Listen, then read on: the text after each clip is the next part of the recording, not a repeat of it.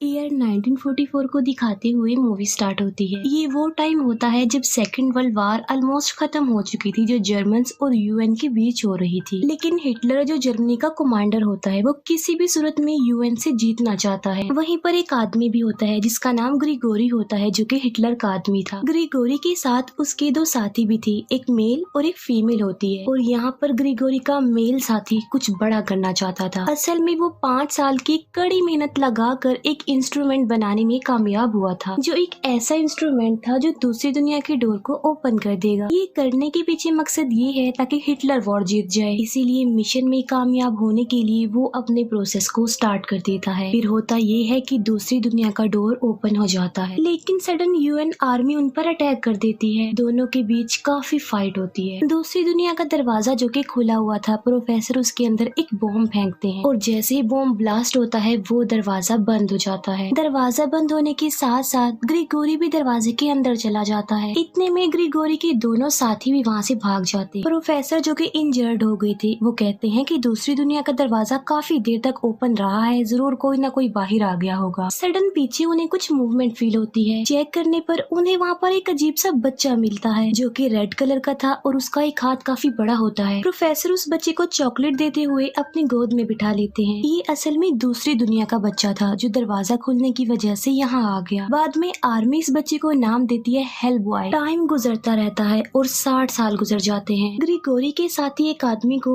एक हॉली प्लेस पर लेकर जाते हैं और उसे वहाँ पर ले जाकर मार दिया जाता है। उस आदमी का खून बहता हुआ एक जगह जाकर जमा हो जाता है और ग्रिगोरी, जो कि दूसरी दुनिया में कहीं पर गायब हो गया था, दोबारा वापस हमारी दुनिया में आ जाता है। प्रोफेसर को दिखाया जाता है जो कि काफी बूढ़े हो गए थे और बीमार भी थे, और डॉक्टर्स का कहना था कि आपकी जिंदगी सिर्फ 2 माह है, उसके बाद आप मर जाएंगे। असल में डॉक्टर्स प्रोफेसर को हॉस्पिटल में रखना चाहते थे, लेकिन प्रोफेसर कहते हैं कि मैं घर ही रहना चाहता हूँ क्योंकि मेरे बेटे को मेरी जरूरत है। इसीलिए प्रोफेसर दोबारा वापस अपने रिसर्च सेंटर में ही आ जाते हैं। फिर प्रोफेसर अपने फेवरेट एजेंट का ट्रांसफर करवाकर उसे अपने पास ही बुलवा लेते हैं। प्रोफेसर एजेंट को सबसे पहले एक ओरेकल से मिलवाते हैं। ओरेकल यानी फ्यूचर बताने वाला, दिमाग पढ़ने वाला, किताबें पढ़ने वाला। प्रोफेसर बताते हैं कि ये हमें एक सीक्रेट बेसमेंट से मिला था और इसमें ये एबिलिटी पाई जाती है कि ये एट अ टाइम 4 बुक्स पढ़ सकता है। फिर वो लोग आगे बढ़ते हैं। वहाँ पर एक सीनियर एजेंट आते हैं। प्रोफेसर कहते हैं कि इसे अपने साथ आगे ले जाओ। वो लोग एक रूम में जाते हैं जहाँ पर हेल बॉय भी होता। हेल बॉय अब बड़ा हो गया था, लेकिन 60 साल गुजरने के बाद भी वो स्ट्रॉन्ग और यंग ही लग रहा था। एजेंट उसे देखकर हैरान रह जाता है। हेल बॉय सीनियर एजेंट से पूछता है कि ये लड़का कौन है। सीनियर एजेंट कहते हैं कि ये तुम्हारा पार्टनर है। हेल बॉय कहता है कि जरूरत नहीं है मुझे किसी भी पार्टनर की। सीनियर एजेंट दूसरे एजेंट को स्लोली कहते हैं कि इसे वही चॉकलेट दो जो तुम्हें प्रोफेसर ने दी थी। चॉकलेट्स को देखकर हेल बॉय पूछता है कि क्या फादर आ गए हैं। सीनियर एजेंट जवाब देता है जी हाँ, वो तो आ चुके हैं। अचानक वहाँ पर एक अलार्म बजने लगता है जो कि खतरे का अलार्म था। वो सब मिलकर एक ऐसी जगह पर पहुँचते हैं जहाँ पर कोई इंसिडेंट हुआ था। वो जगह होती है एक म्यूजियम, जहाँ पर कोई क्रिएचर आ गया था जिसने काफी लोगों को मार डाला। ये सब लोग म्यूजियम में चले जाते हैं। वो ओरेकल अपनी पावर को यूज करते हुए हेल बॉय को बताता है कि वो अंदर ही है। हेल बॉय सबको कहता है कि आप लोग बाहर ही वेट करें और खुद वो अंदर चला जाता है। अंदर एक स्ट्रेंज सा क्रिएचर होता है और देखते ही देखते हेल बॉय उसे मार डालता है। हेल बॉय जब वापिस आ रहा होता है तब ओरेकल उसे बताता है कि मैं इस क्रिएचर के बारे में जानता हूँ। असल में ये एक ऐसा क्रिएचर है जिसके पास ऐसी पावर्स हैं जो मरने के बाद दोबारा जिंदा हो जाता है। हेल बॉय सोचता है कि इस तरह से मैंने तो उसे मार दिया, लेकिन अभी तो वो जिंदा ही है। दोबारा से उन दोनों के बीच जबरदस्त फाइट होती है और हेल बॉय दोबारा से उसे मार डालता है। इसके बाद हेल बॉय वहाँ से चला जाता है। हेल बॉय के वहाँ से जाने के बाद उसकी पूरी टीम वहाँ पर आती है। वहाँ पर पड़ी हुई चीजों को टच करके ओरेकल को पता चलता है कि यहाँ पर ग्रिगोरी और उसके साथी आए थे जो कि गॉड्स ऑफ इविल यानी बुराई के गॉड्स को हमारी दुनिया में लाना चाहते हैं। और जिस क्रिएचर को हेल बॉय ने अभी अभी मारा था उसको अभी ग्रिगोरी ने ही आजाद करवाया था। प्रोफेसर ये सब कुछ जानने के बाद काफी अपसेट हो जाते हैं। ओरेकल जब प्रोफेसर को टच करता है तब उसे ये पता चलता है कि वो भी बहुत बीमार है। हेल बॉय एक मेंटल अजाइलम में जाता है जहाँ पर वो एक लड़की से मिलता है जिसका नाम लिज था। लिज असल में इन्हीं लोगों की ही पार्टनर थी। इस लड़की के अंदर ये खूबी थी कि ये आग पैदा कर सकती थी, लेकिन आग की ये पावर लिज के कंट्रोल में नहीं थी, जिसकी वजह से पहले बहुत तबाही मच चुकी थी और इसी वजह से उसे इस मेंटल अजाइलम में रखा गया था। हेलबॉय उसे कहता है कि चलो वापस हमारे साथ चलो। लिज कहती है कि मुझे यहाँ पर रहना पसंद तो नहीं है, लेकिन जब से मैं यहाँ पर आई हूँ काफी बेटरमेंट आ गई है। अब मैं आग पर कंट्रोल कर पा रही हूँ और कोई हादसा भी नहीं हुआ। तभी वहाँ पर हेलबॉय के लोग आ जाते हैं जो उसे वापस अपने साथ ले जाते हैं। हेलबॉय की बाजू पर क्रिएचर से फाइट की वजह से इस चोट का निशान बन गया था। ओरेकल को चेक करने पर पता चलता है कि हेलबॉय की चोट में उस क्रिएचर के एग्स हैं। वो ओरेकल बताता है कि डंक के जरिए ये अंडे किसी के अंदर भी पैदा कर सकता है और ये दो चीजों को बेयर नहीं कर पाते, एक लाइट और एक गर्मी। और इन अंडों को ग्रो होने के लिए नमी यानी गीलापन और अंधेरा चाहिए। हेलबॉय ने उस क्रिएचर को एक अंडरग्राउंड टनल में मारा था और ऐसा एटमॉस्फेयर वहाँ पाया जाता था। प्रोफेसर हेलबॉय को कहते हैं कि कल तुम पूरी टीम के साथ वहाँ पर जाओगे और जितने भी वहाँ पर एग्स हैं सबके सबको डिस्ट्रॉय कर देना। नेक्स्ट डे हेलबॉय ओरेकल कुछ एजेंट उसी लोकेशन पर जाते हैं। वहाँ पहुंचकर वो अंडों को तलाशने लग जाते हैं। ओरेकल पानी में जाता है और वो देखता है कि उस क्रिएचर ने वहाँ पर बहुत ज्यादा अंडे दिए हुए हैं और वो क्रिएचर वहीं पर होता है जो ओरेकल को मारने की कोशिश करता है, लेकिन वो बिल्कुल ठीक वक्त पर बाहर आ जाता है। बाहर भी एक क्रिएचर आ जाता है जो दो एजेंट्स को मार डालता है। तभी वहाँ पर हेलबॉय आ जाता है और हेलबॉय और उस क्रिएचर के बीच काफी फाइट होती है और हेलबॉय उसे मारने में कामयाब हो जाता है। लेकिन वहीं पर ग्रिगोरी का पावरफुल सोल्जर भी था जिस पर गोलियां भी नहीं असर कर रही थी, जो कि सीनियर एजेंट को बुरी तरह से इंजर्ड कर देता है। जब हेलबॉय वहाँ पर आता है तो वो सोल्जर ऐसी एक्टिंग करता है कि जैसे वो मर चुका हो और हेलबॉय भी कुछ ऐसा ही समझता है। हेलबॉय के अलावा सब इंजर्ड थे और अगर इन्होंने जल्द कुछ ना किया तो ये क्रिएचर पूरी दुनिया में फैल जाएंगे और तबाही मचा देंगे। जिस क्रिएचर को अभी अभी हेलबॉय ने मारा होता है उसके अंदर से दो लाइट्स निकलती हैं। इसका मतलब साफ था कि एक को मारने से दो पैदा हो जाएंगे। दूसरी तरफ प्रोफेसर लिज को उसी लोकेशन पर ले आते हैं जहाँ पर वो रहते थे। तभी वहाँ पर हेलबॉय आ जाता है जो लिज को देखकर काफी खुश हो जाता है क्योंकि वो लिज को लाइक करता था, लेकिन लिज से उसने अभी तक की बात शेयर नहीं की थी। दूसरी तरफ प्रोफेसर ग्रिगोरी के साथ ही डेड बॉडी को चेक कर रहे होते हैं जो कि ऐसे रिएक्ट करता है कि जैसे वो मर चुका हो। प्रोफेसर देखते हैं कि उसके अंदर जरा सा भी ब्लड नहीं होता। इसका मतलब साफ था कि वो कोई इंसान तो नहीं है। इसके बाद प्रोफेसर नीचे आ जाते हैं। हम देखते हैं कि ग्रिगोरी का वही साथी उठ गया है जो कि अपने कपड़े पहनकर नीचे उस जगह पर आ जाता है जहाँ पर प्रोफेसर होते हैं। उसे देखकर प्रोफेसर समझ जाते हैं कि उनके लिए ये की गई एक साजिश है। प्रोफेसर कहते हैं कि मैंने पपेट यानी कठपुतली को तो देख लिया है, लेकिन इसके पीछे किसका हाथ है, इसका मालिक, इसका चलाने वाला कौन है, कहाँ है। और तभी हम ग्रिगोरी को वहाँ पर बैठा हुआ देखते हैं। वो प्रोफेसर को कहता है कि very good professor, very good. Grigory professor को कहता है कि अगर 60 साल पहले आपने हेलबॉय को मार दिया होता तो आज ये नौबत ना आती। वो कहता है कि मैं आपको फ्यूचर की एक ग्लिम्स दिखाता हूँ और वो प्रोफेसर के फोरहेड पर टच करता है जिससे प्रोफेसर को विजन्स आने लगते हैं, जिसमें वो देखते हैं कि हेलबॉय के दोनों सिंग अब काफी बड़े हो चुके हैं और सारी दुनिया जल रही है, चारों तरफ आग लगी हुई है और ग्रिगोरी का वही सोल्जर उन्हें मार डालता है। हेलबॉय को जब इस बात का पता चलता है तब वो वापिस आ जाता है और अपने फादर को मरा हुआ देखकर वो काफी दुखी हो जाता है क्योंकि इस दुनिया में उसके फादर प्रोफेसर के अलावा उसका कोई भी नहीं था। प्रोफेसर की डेड बॉडी के पास एक नोट भी पड़ा हुआ मिलता है जिस पर किसी जगह का नाम मेंशन था। बाद में सब लोग मिलकर उस जगह तक पहुंच जाते हैं, लेकिन इन लोगों के साथ वहाँ पर ओरेकल नहीं होता क्योंकि वो काफी बीमार था। इन्हें वहाँ पर बहुत बड़े बड़े खंडरात मिलते हैं और ये उसके अंदर चले जाते हैं। अचानक उनके सामने ग्रिगोरी का साथी आ जाता है और ये वही होता है जिसने प्रोफेसर को मारा था और वो हेलबॉय पर अटैक कर देता है। हेलबॉय जानता था कि इसी ने ही मेरे फादर को मारा है और वो उससे कई ज्यादा पावरफुल भी था, इसीलिए हेलबॉय अपनी ताकत का इस्तेमाल करके उसे मार डालता। लेकिन इतनी देर में हेलबॉय से उसके साथी अलग हो चुके थे। वहाँ पर उन्हें उस क्रिएचर का घर भी मिल जाता है जहाँ पर उसने बहुत सारे अंडे दिए हुए थे और यहाँ पर काफी ज्यादा क्रिएचर होते हैं और वो उन पर अटैक कर देते हैं। हेलबॉय बहादुरी से उनका मुकाबला भी करता है, लेकिन उनके साथ लड़ना कोई आसान नहीं था क्योंकि वो तादाद में भी काफी ज्यादा थे और स्ट्रॉन्ग भी थे। लिज जब वहाँ पर आकर ये सब कुछ देखती है तो वो एजेंट को कहती है कि मुझे स्लैप करो ताकि मुझे गुस्सा आए और मैं आग पैदा कर सकूं। वो एजेंट ऐसा ही करता है, लिज को स्लैप करता है और उसके हाथ पर आग लग जाती है। लिज उस एजेंट को कहती है कि तुम जाकर कहीं पर छुप जाओ और वो एजेंट पत्थरों के पास जाकर कहीं पर छुप जाता है। लिज अपनी आग की पावर को इस्तेमाल करके सब क्रिएचर, सब अंडों को डिस्ट्रॉय कर देती है। उन सब की खत्म होने के साथ साथ लिज और हेलबॉय भी बेहोश हो जाते हैं। हेलबॉय को जब होश आती है तो वो देखता है कि उसे पकड़ लिया गया है और उसके सामने ग्रिगोरी और उसके साथी होते हैं। वहीं पर लिज भी थी जो कि बेहोश थी, जबकि एजेंट को तो प्रिजनर बना लिया गया था। वहाँ पर एक बहुत बड़ा पत्थर भी होता है जो जो कि आसमान से गिरा था, जो दूसरी दुनिया का दरवाजा खोलने का रास्ता था। असल में आज रात ग्रहण लगना था और ग्रहण लगने की रात वो दरवाजा खोला जा सकता था। ग्रिगोरी हेलबॉय को कहता है कि तुम्हारा हाथ इतना बड़ा क्यों है, तुम्हें पता है? असल में ये दूसरी दुनिया का दरवाजा खोलने की चाबी है और अब तुमने करना ये है कि तुम दूसरी दुनिया का ताला हमारे लिए खोलोगे। लेकिन हेलबॉय इसके लिए साफ इनकार कर देता है। ग्रिगोरी कहता है कि क्या तुम लिज की सोल के बदले में भी ऐसा नहीं करोगे, और वो लिज की सोल को अपने अंदर ले लेता है। अगर तुम लिज को दोबारा जिंदा देखना चाहते हो तो दूसरी साइड पर उसकी सोल तुम्हारा वेट कर रही है, और लिज को बचाने के लिए अब तो तुम्हें दरवाजा खोलना ही पड़ेगा। हेलबॉय उन तालों को तोड़ने की कोशिश करता है। ग्रिगोरी कहता है कि तुम्हारा असल नाम इन तालों पर लिखा हुआ है और अपना असली नाम लिए बगैर तुम इन तालों को नहीं तोड़ सकते। तुम्हें अपना असली नाम बोलना होगा, बोलो अपना असली नाम। हेलबॉय अपना असली नाम बोलता है और वो ताले खुल जाते हैं, और जो हेलबॉय के सर पर सींग होते हैं वो अब काफी बड़े हो जाते हैं और उन सींगों में आग भी लगी हुई थी। वो उस पत्थर के पास जाता है जो दूसरी दुनिया का रास्ता था। आधी रात का वक्त हो गया था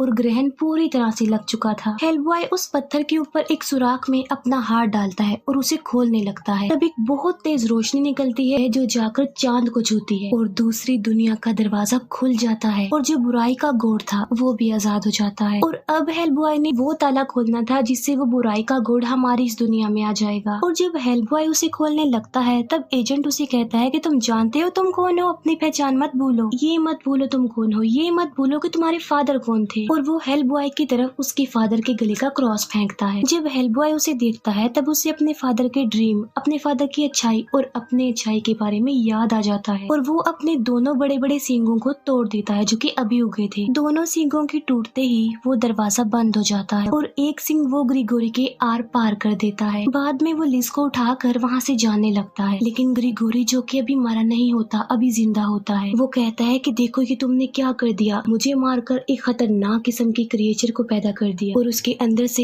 एक बहुत बड़ा और खतरनाक क्रिएचर निकलता है जो सबसे पहले ग्रिगोरी की फीमेल साथी को मार देता है। इसके बाद वो हमला करता है हेलबॉय पर। हेलबॉय उसका मुकाबला करता है, उससे लड़ता है, लेकिन ये वाला क्रिएचर बहुत पावरफुल होता है। हेलबॉय के हाथ में एक बॉम्ब होता है और वो खुद को उस क्रिएचर को निगलने देता है। जब हेलबॉय पूरी तरह उस क्रिएचर के पेट में चला जाता है तो हेलबॉय उस बॉम्ब को ब्लास्ट कर देता है, जिससे उस क्रिएचर के टुकड़े टुकड़े हो जाते हैं और यहाँ पर वो क्रिएचर भी मर जाता है। हेलबॉय सही सलामत बचकर वापस आता है और वो लिज और उस एजेंट के पास आ जाता है। लिज अभी भी बेहोश थी और हेलबॉय लिज के कान में कहता है कि मैं ये क्यों नहीं समझ पाया कि तुम तो मेरी थी, मेरी हो। ये वर्ड सुनकर लिज होश में आ जाती है। हेलबॉय और लिज एक दूसरे के गले लग जाते हैं और बस यहीं पर इस मूवी की हैप्पी एंडिंग हो जाती है।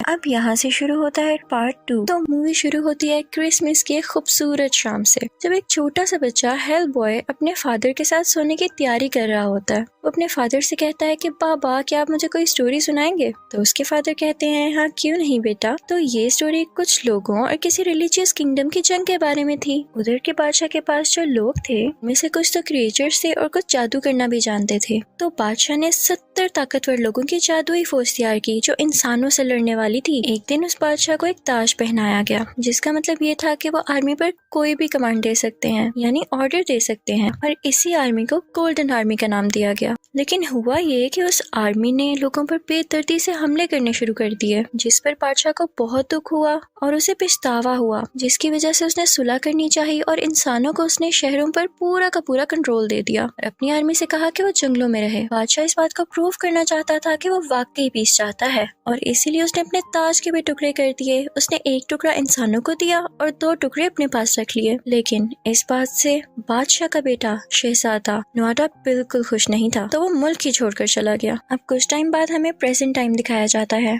जब प्रिंस नुआडा अपनी तलवार चला रहा था और अब वो वापस आना चाहता था। इसके साथ एक मॉन्स्टर भी था जो इसका हर कहना मानता था। प्रिंस नुआडा को पता चलता है कि एक जगह पर पुरानी चीजें बेची जा रही हैं और उन चीजों में वो ताज भी शामिल है। उस ताज का वो टुकड़ा जो इंसानों के पास था। क्योंकि उसे इस बात का काफी गुस्सा था तो वो अपने लोगों को और कुछ क्रिएचर्स को उस पर अटैक करने के लिए भेजता है। और फिर हम हेलबॉय को वहाँ पर देखते हैं और हम लिज को देखते हैं जिसको हेलबॉय पर काफी गुस्सा था। उसके पास आग की पावर्स थी और वो हेलबॉय को वापस भेजने की काफी कोशिश करती है। फिर हम देखते हैं कि लोग काफी परेशान हैं उस वाक़े की वजह से जो उस जगह पर हुआ जहाँ पुरानी चीजें बेची जा रही थी। और हम ये भी जानते हैं कि प्रिंस नुआडा का काम था, लेकिन इस सब के बारे में हेलबॉय से पूछा जाता है। खैर हेलबॉय को पता चलता है कि वहाँ पर 70 लोग थे और उनमें से एक भी नहीं बचा। जो कि हेल्प बॉय का दोस्त था, वो जगह पर पता लगा रहा था कि असल में काम है किसका। तो उसे वहाँ पर कुछ बॉक्सेस मिलते हैं जिस पर बादशाह की मोहर लगी हुई होती है। जैसे ही वो बॉक्स खोलता है तो देखता है कि उसमें टूथ फेरीज थी और लकीली उसके पास ऐसी एबिलिटीज थी कि वो अपने आसपास की चीजें पता कर सकता था।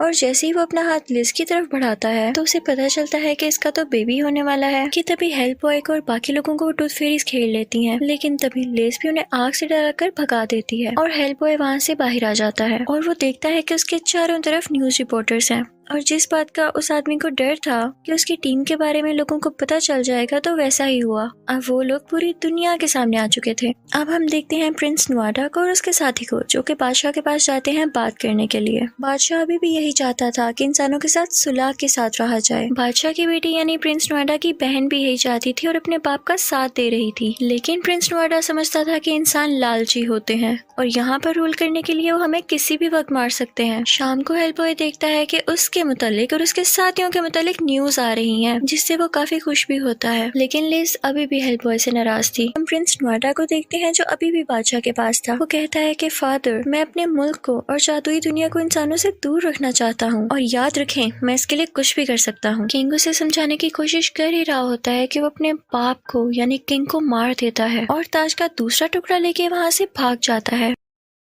अब बादशाह की बेटी यानी प्रिंस नुआडा की बहन काफी डिस्ट्रेस होती है यानी परेशान होती है और ताज का तीसरा टुकड़ा उठा के अपने भाई से छुप के वहाँ से भाग जाती है। अब हम देखते हैं कि इन लोगों को काफी इंतजार था कि हमारी टीम में नया एजेंट कब आए। ये सब हेल्प बॉय के खिलाफ काम करना चाहते थे और जब वो नया एजेंट आता है तो दिखने में काफी अजीब होता है। वो आते ही टूथ फेरीज को देखता है और कोई एनर्जेटिक चीज इंसर्ट करता है जिससे वो जिंदा हो सके और वो उनसे कुछ इन्फॉर्मेशन कलेक्ट कर सके। अब टूथ फेरी जिंदा हो जाती है और वो जो बात कर रही थी वो इनकी समझ से बाहर थी, तो वो इसको साथ साथ ट्रांसलेट करता रहता है। उसे पता चलता है कि टूथ फेरीज वहाँ से आई हैं जहाँ बहुत सारी जादुई क्रिएचर्स रहती हैं। वो लोग सोचते हैं कि शायद ये जगह किसी ब्रिज के नीचे है। अब नया एजेंट अपनी टीम को वहाँ पर लेकर जाता है, तभी उन्हें एक क्रिएचर मिलती है जो उन्हें सीधा उस जगह तक ले जाती है जहाँ पर जादुई लोग रहते थे। अब वहाँ पर हेल्प बॉय भी आ जाता है और वो ये देखकर काफी खुश होता है कि उसे वहाँ पर अजीब नहीं लग रहा था, यानी वो इन क्रिएचर्स में ऐसे चल रहा था जैसे उन्हीं का साथी हो। वहाँ टीम के एक आदमी को कोई नजर आता है जिसने ऐसे कपड़े पहन रखे थे जिससे पता चल रहा था कि इसका बादशाह से कोई ना कोई ताल्लुक जरूर है। तो आदमी सोचता है कि क्यों ना मैं खुद अंदर जाऊं और पता लगाऊं कि ये है कौन। तो उसे पता चलता है कि तो बादशाह की बेटी है यानी प्रिंस नुआडा की बहन। वो यहाँ पर अपने फादर की छुपाई हुई कोई चीज लेने आई थी।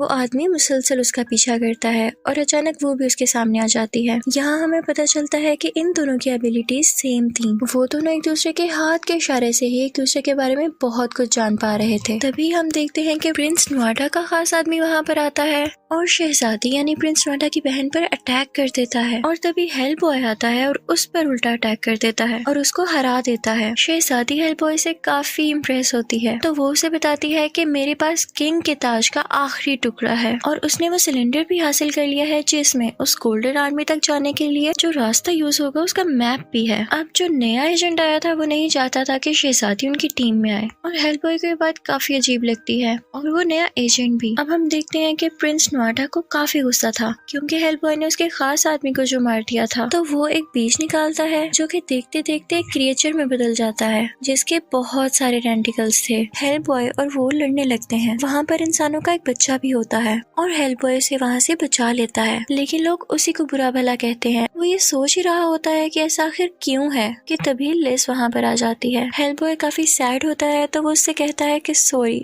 तुम मत जाओ। तो लिज उसे गुस्से से कहती है कि आखिर तुम चाहते क्या हो, तुम्हें दुनिया को खुश करना है या मुझे, एक बार सोच लो। फिर हम शहजादी को देखते हैं जो कि ताज का तीसरा टुकड़ा उस आदमी की बुक में रख देती है जो कि टीम मेंबर था। फिर हम देखते हैं कि नया एजेंट हेल्प बॉय के पास आता है और कहता है कि तुम मेरा कहना मानो क्योंकि अगर हम दोनों में लड़ाई होती है तो जीतूंगा तो फिर भी मैं। हेल्प बॉय उससे कहता है कि तुम्हें ऐसा किसने कह दिया, क्योंकि हेल्प बॉय को खुद पर यकीन था कि वो उसे हरा देगा। फिर सीन चेंज होता है और हमें ये पता चलता है कि प्रिंस नुआडा ने अपनी बहन को किडनैप कर लिया है। उसने हेल्प बॉय के लिए ये भी नोट छोड़ा था कि अगर तुम चाहते हो कि प्रिंसेस की और तुम्हारी जान बच जाए तो वो ताज का तीसरा टुकड़ा लेकर मेरे पास पहुंच जाओ। जैसे ही हेल्प बॉय प्रिंस नुआडा के पास जाता है तो वो उसको धोखा देते हुए उसकी चेस्ट में नीजा दे मारता है जिससे हेल्प बॉय को बहुत दर्द होती है। वो नेजा निकालने की बहुत कोशिश की जाती है लेकिन वो निकल ही नहीं रहा था। यहाँ पर वो लिज से कहता है कि तुम मेरे लिए सबसे ज्यादा अहम हो। दूसरी तरफ हम देखते हैं कि हेल्पबॉय के दोस्त को बुक में वो तीसरा पीस मिल जाता है और उस टीम को भी पता चल गया था कि गोल्डन आर्मी कहाँ पर है। अब लिज ने हेल्पबॉय को माफ कर दिया था और वो उसे भी गोल्डन आर्मी तक ले जाना चाहती थी ताकि वो जल्द से जल्द ठीक हो सके, लेकिन नया एजेंट और उसकी टीम में नहीं चाहती थी। तो लिज उन लोगों को मारने लगती है और वहाँ हलचल मच जाती है। अब ये तीनों यानी लिज, हेल्पबॉय और उसका दोस्त अकेले ही चल पड़ते हैं और वहाँ पहुंचकर इन्हें एक गॉब्लिन मिलता है जो इनसे कहता है कि मैं तुम्हारी मदद करूंगा, लेकिन उसके बदले में तुम लोगों को मुझे एक चमकदार चीज देनी होगी। तभी गॉब्लिन को हेल्पबॉय के चेस्ट पर वो नेजा नजर आता है तो वो कहता है कि चमकदार चीज मुझे दे दो तो मैं तुम लोग की हेल्प कर दूंगा। गॉब्लिन उसे एक ह्यूज क्रिएचर के पास लेकर जाता है जो कि उन लोगों को पहले से जानता था। वो उन्हें उनके असली नामों से पुकारता है। लिज उस क्रिएचर से कहती है कि प्लीज हेल्पबॉय को ठीक कर दो। तो वो क्रिएचर कहती है कि अगर ये जिंदा रहा तो जमीन में बहुत फसाद होंगे, लेकिन लिज कहती है कि प्लीज इसे ठीक कर दो ना, इसे जीने दो। उस क्रिएचर को एंजल ऑफ डेथ भी कहा जाता था। खैर वो एंजल लिज के कहने पर नेजा हेल्पबॉय की चेस्ट से निकाल देता है और फिर लिज से कहता है कि तुम्हें इसे जीने की कोई वजह देनी होगी। तो लिज हेल्पबॉय के सामने झुक जाती है और उससे कहती है कि तुम फादर बनने वाले हो और हेल्पबॉय ये सुनकर ठीक होने लगता है। अब गॉब्लिन उन्हें गोल्डन आर्मी तक लेकर जाता है और प्रिंस नुआडा भी वहाँ पर था। वहाँ पर हेल्पबॉय का दोस्त उसे ताज का तीसरा टुकड़ा देता है, लेकिन प्रिंस नुआडा यहाँ भी उनको धोखा दे देता है और वो गोल्डन आर्मी को जगा देता है जो कि तादाद में बहुत ज्यादा थे और हेल्पबॉय चाहते हुए भी उन्हें रोक नहीं सक रहा था। अब वो दोनों लड़ने लगते हैं। हेल्पबॉय जीतने के करीब होता है लेकिन वो फिर भी प्रिंस को नहीं मारता। अब जहाँ जहाँ प्रिंस को चोट लगी थी वहाँ वहाँ प्रिंसेस को भी दर्द हो रही थी क्योंकि उनकी बॉडीज किसी न किसी तरह एक दूसरे से कनेक्टेड थी। वहाँ पर हम देखते हैं कि प्रिंस नुआडा दोबारा से उठ खड़ा होता है और हेल्पबॉय पर अटैक करता है, लेकिन दर्द की वजह से दोबारा गिर जाता है। तो प्रिंसेस को एक आइडिया आता है कि क्यों ना मैं खुद को मार डालूं जिसकी वजह से प्रिंस को भी दर्द हो। इसी के साथ वो खुद को स्टैब कर लेती है और फिर हम देखते हैं कि प्रिंस नुआडा मारा जा चुका था। अब हेल्पबॉय वो ताज जोड़ता है और ऊपर उठा लेता है। लिज उससे वो क्राउन लेती है और उसे पिघला देती है जिसकी वजह से गोल्डन आर्मी वापस अपनी जगह पर चली जाती है। फिर हम देखते हैं कि वो टीम मेंबर्स और नया एजेंट इन तीनों को आकर पकड़ लेते हैं और यही तीनों यानी लिज, हेल्पबॉय और हेल्पबॉय का दोस्त इस टीम को छोड़ने का बाकायदा ऐलान करते हैं, यानी इस टीम को हमेशा के लिए छोड़ देते हैं। फिर हम देखते हैं कि हेल्पबॉय लिज के साथ एक ऐसी जगह पर रहना चाहता था जहाँ पर वो अपने बेबी को पाल सके, लेकिन लिज उसे टोकती है कि बेबी नहीं बेबीज, और इसी के साथ वो अपनी 2 उंगलियां उठाती है जिससे पता चलता है कि उनके 2 बेबीज होने वाले थे। यहाँ पर हेल्पबॉय बहुत खुश होता है। इसी के साथ ये मूवी हैप्पीली एंड हो जाती है। Thank you for watching.